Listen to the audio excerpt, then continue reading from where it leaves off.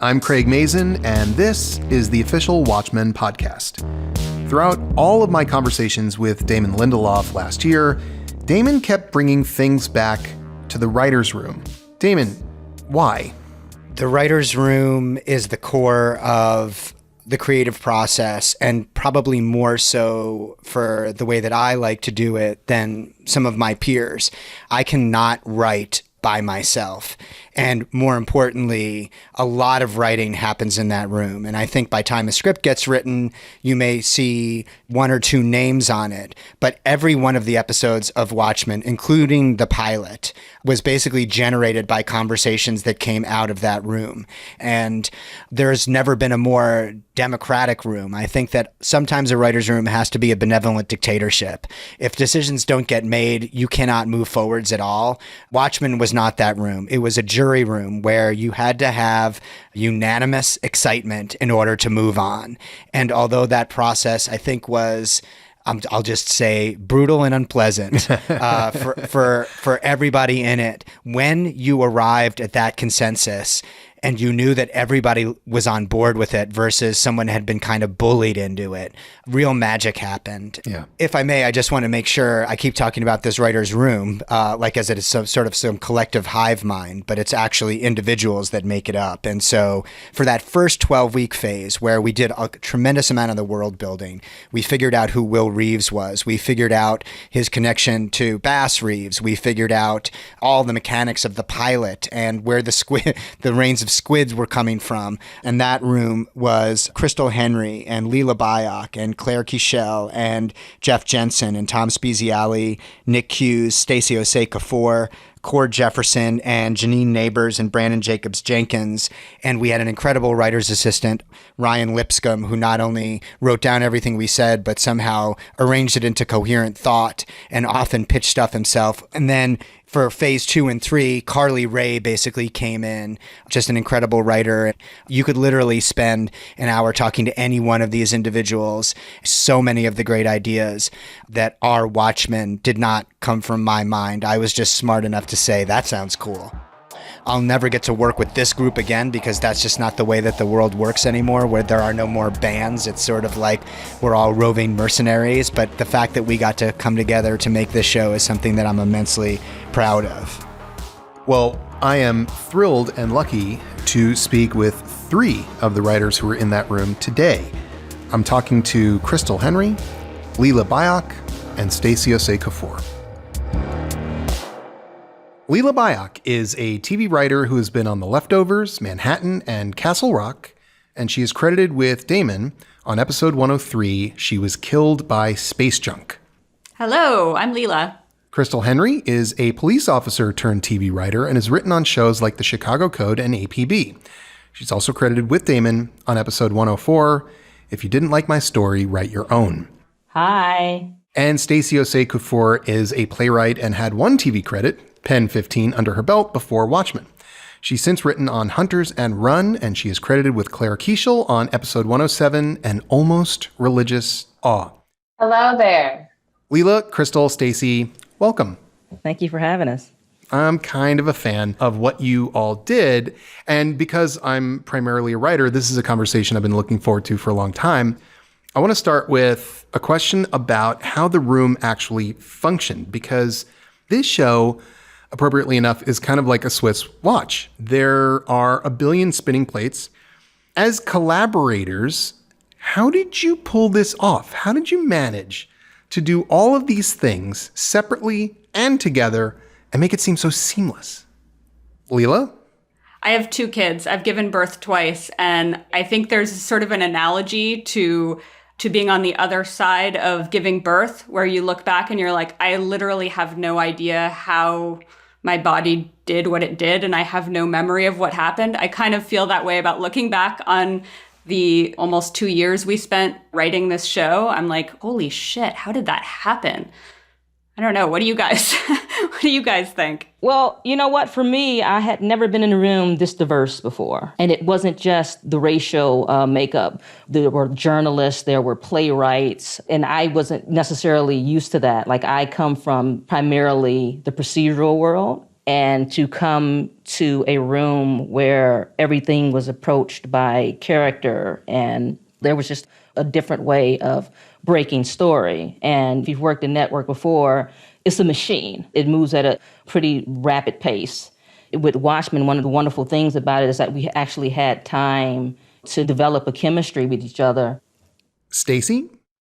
For me, it was my second show that I had worked on. I did the TV show Happy before Watchmen, but really didn't talk much in that room, and so was pretty green.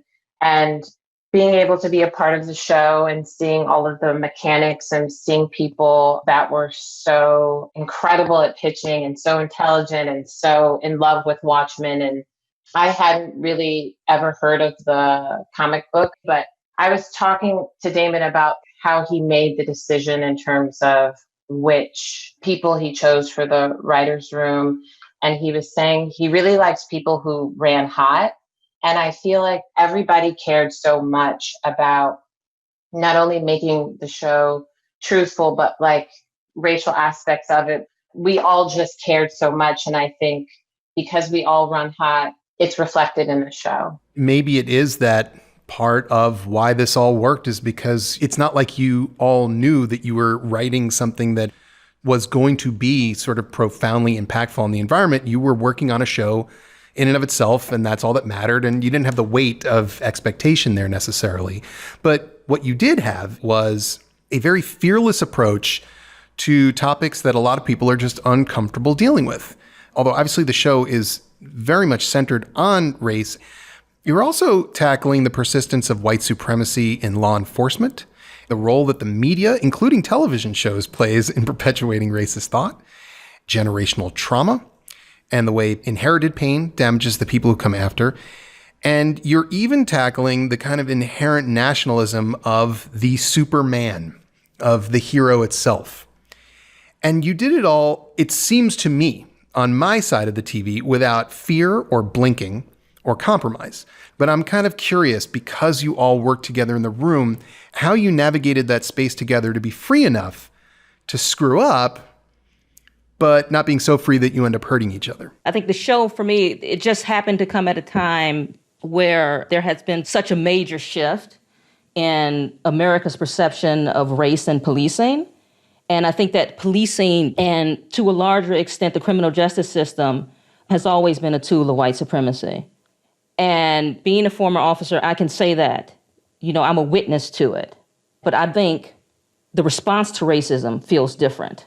One of the things that really attracted me to Watchmen when I had the meeting with Damon was that he was like, okay, one of the things that we definitely want to tackle is racism and policing and the idea of masking. And all of that was very attractive to me because all I kept thinking like, what would a world where police wear masks look like? Because knowing how the system works now and how it oppresses communities of color and how it negatively impacts people of color while they're showing their face. And so imagine what that would be like if the police wore masks. What about you guys? How did you navigate this space so successfully? It's very funny to hear you say that you have a perception of fearlessness, because I was tremendously afraid from the beginning until we aired and we saw the response. When Damon first pitched the show to HBO, I think he pitched it as Watchmen, but it's also a cop show.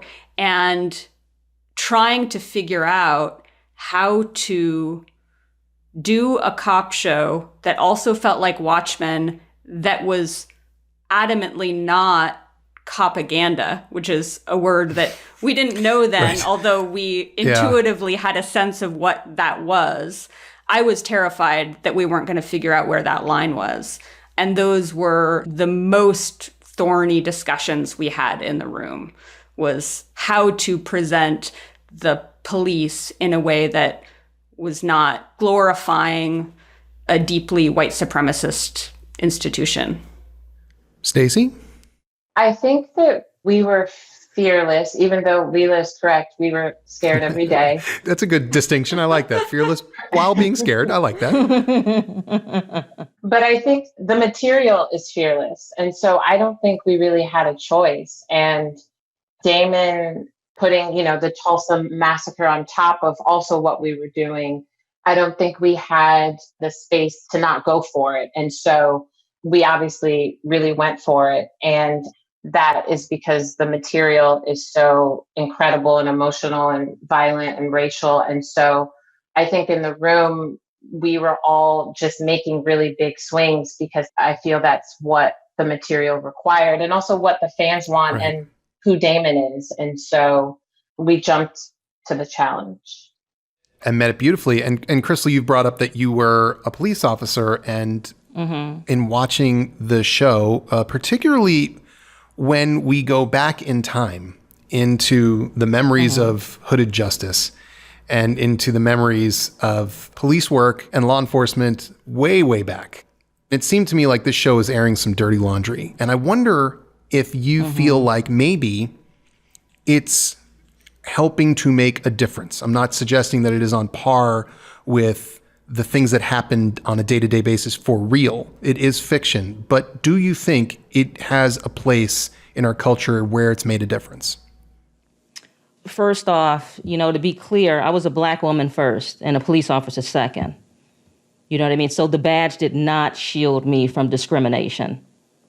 It had to have been much worse during the 30s and the 40s, and it just was a lot worse than we had it, because you got to understand too that they're pioneers. These were the first Black officers, and just the racism that they would have endured would have been just absolutely tremendous.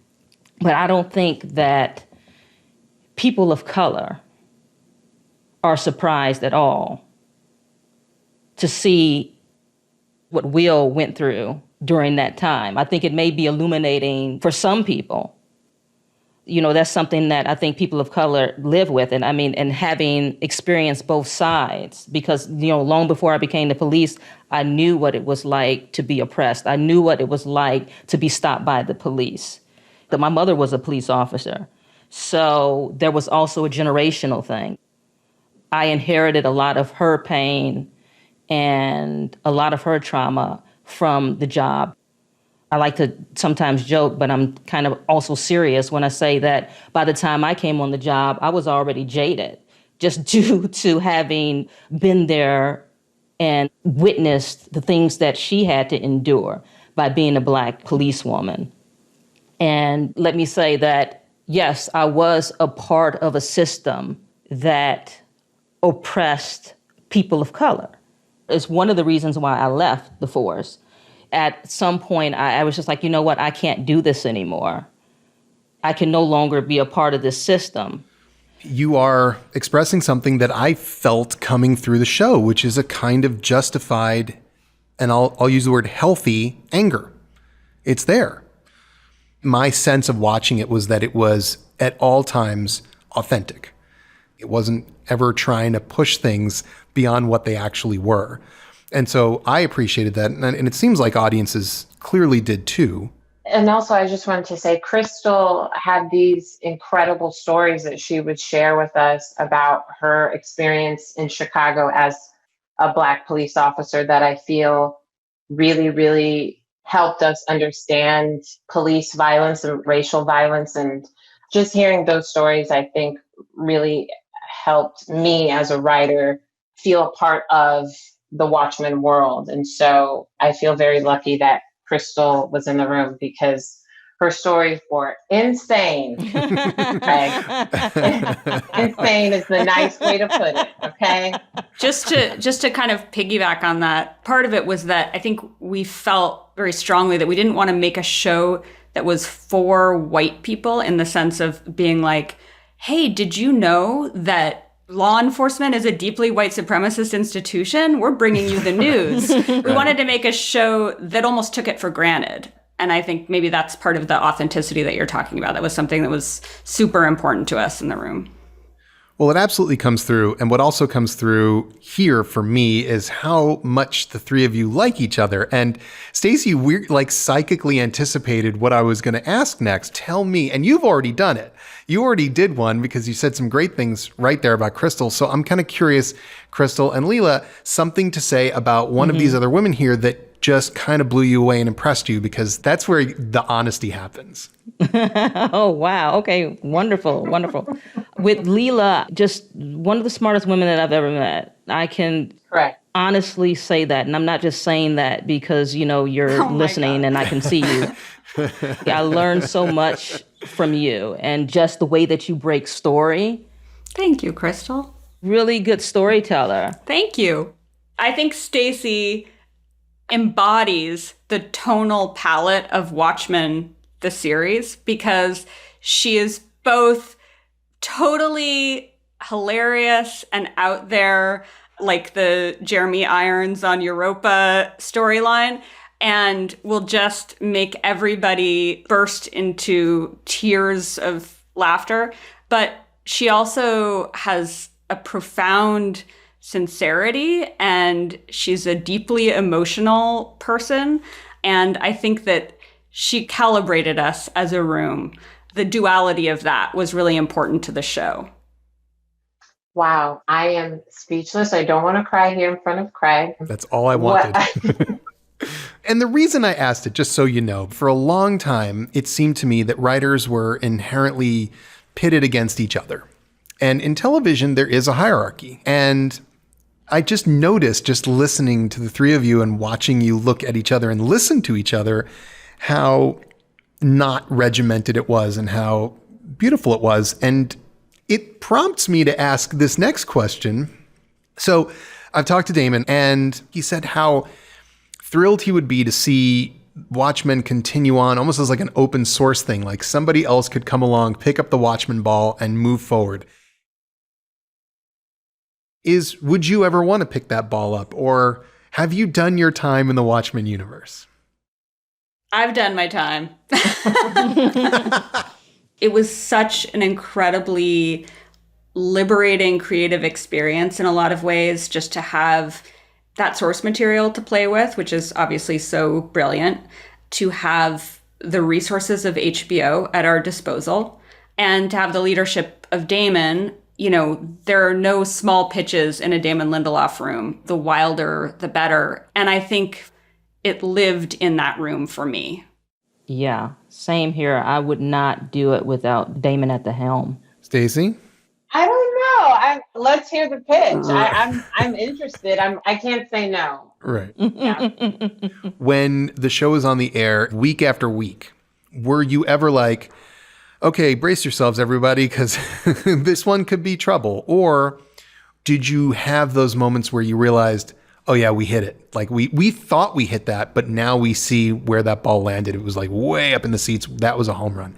How did that process of watching your stuff suddenly be everyone's stuff feel? It was exhilarating. And I don't think I let go of that fear until after episode 9 aired. I was always waiting for the other shoe to drop, because when we were writing the show, it really felt like we were having this collective fever dream. And I never knew whether it was even going to be legible to anybody outside the room. So I was sort of like, well, there's this tube and it's attached to an elephant. That part is still not legible, by the way. Nobody knows what that means. Nobody's going to get it. And so every week I would watch the response on Twitter and I would read recaps, and I was like, oh, that actually connected. That ball connected somehow. I don't know how. Yeah. Christal. I loved it all, but I felt like if the audience can make it to episode 6, that everything will just come together and they'll get it. And why episode 6? Because it was the thing that brought everything together. It was the Hooded Justice origin with Lou Gossett. From the start, we were wondering, well, what does this mean? And with Angela and, the cultural center, and figuring out that, oh, this is my grandfather, and just all of these different pieces. And you're actually seeing it from Will's point of view. and Angela is seeing it also. It just felt like, okay, this is where the show really gets its legs. Stacy? I was scared as the show was coming out, not only because of the source material, but I think also because the show is so rooted in Blackness. And obviously, Damon is a lovely Jewish man. And I was anticipating that people would have a reaction to that. And I was hoping that even though he did the work for it and obviously hired Black writers, and we were all a part of it to make the show true and honest and beautiful, but I was worried that because it was a Black show, quote unquote, that Damon Lindelof was doing, that people wouldn't watch it or see the authenticity there. And I was happy and relieved to see that people did give it a chance and did feel it was honest. And I was also very interested in what, Black Twitter had to say, because that's a whole nother world. And the memes, the GIFs, everything that came about from it was so beautiful and so hilarious and so moving. And I also think for me, like, I had never been a part of something so big. I think when I got hired for this show, my husband was like, sit down. I have to tell you everything. Your life has changed. And I was like, whose life has changed? And he was like, yours. Your life will never be the same. And I didn't really understand that. Even while we were in the writer's room, I didn't understand that. And if I had, I probably would have behaved a little bit differently. But I didn't understand it until the show came out and to see how massive it is. And so, yeah, my life has changed. But I don't know if Stacy's going to remember this, but last year I ran into Stacy at an Emmy party. Oh my God. And it was right before Watchmen had premiered. And I had that pit in my stomach. I was just bracing myself. I did not know what people were going to think. And Stacy and I are hanging out by like the Raw bar. She's in this fabulous gown. And I was like, Stacy, what's going to happen when the show comes out? And Stacy was like, Lila, it is going to be huge. It is going to be huge. And I was like, wait, really? You really think so? Did you really think so? I did. I really did. Just because it was 2 fucking years that we all worked on it. I mean, come on. Also, when I was thinking about your original question on how the show was so seamless, I was thinking about this crazy thing that Damon does is that everyone in the room has to sign off on something, which would make some days excruciatingly long. Hell. Yes, because sometimes Lila would have a fresh idea that everyone liked, but I wasn't into, or Christal had a fantastic, very strange pitch that half the room loved and then half people didn't. And Damon would be like, you have to all sign on or it's not going through. And that to this day was so, so hard. But also I think is why the show is so great, because it had to make sense for everyone. Everyone had to be into it or it wasn't going to go on that board. Well, you've mentioned the Emmys, so I would be remiss if I didn't point out that Watchmen has gathered, let me just count, 14,000 Emmy nominations. But as part of the producing team, all 3 of you are wrapped up in the big one, which is the nomination for Outstanding Limited Series. How does it feel to get something like all of these Emmy nominations for the thing that was entirely within your little family there for 2 years? It's so bizarre. It's like a dream. It feels weird. It hasn't really sunk in. So especially this year, because it's like we can't celebrate together. Yeah. So the Emmys just feels like almost abstract since there's no ceremony. And Stacy, what do you feel? Well, first, I just want to say I'm not a producer on Watchmen. I'm a story editor. So if I'm not supposed to be here, I'm so sorry. You count. Yes, exactly. Of course it counts. Okay. Not a producer, but I think it's awesome. I'm so excited, surprised, shocked, relieved. I think it's like all of our hard work and it's so beautiful to see. It's sad that we can't be drunk together. I really want to see Damon drunk, but I know that after all of this, we will party really hard. One day you guys, I think, will get together in some excellent place somewhere, all on Damon Lindelof's dime. Exactly. And have many drinks and celebrate what is a fantastic achievement, specifically in writing and in general in television. It was an incredible series. It's going to be talked about for a long time. And I hope that people are inspired, not just by the quality of the show, but by the bravery of the show, and also by the way that the show's cast and writing team reflect real diversity. So it's not just the sort of slogan of diversity, but actually proving the point that diversity works and has great benefit. So in that regard, I hope it has moved the ball forward. You certainly moved the ball forward creatively in terms of television. Congratulations to all three of you, and thank you so much for joining us. Bye, Christal. Bye, Stacy. Bye, Lila. Bye. Thanks to writers Christal Henry, Lila Byock, and Stacy Osei-Kuffour for having this conversation. And remember, you can still stream Watchmen on HBO and HBO Max. This podcast is produced by HBO and Pineapple Street Studios. Please subscribe, rate, and review. That's how people find us. Listen on Apple Podcasts, Spotify, YouTube, or wherever else you get your podcasts. Thanks for listening.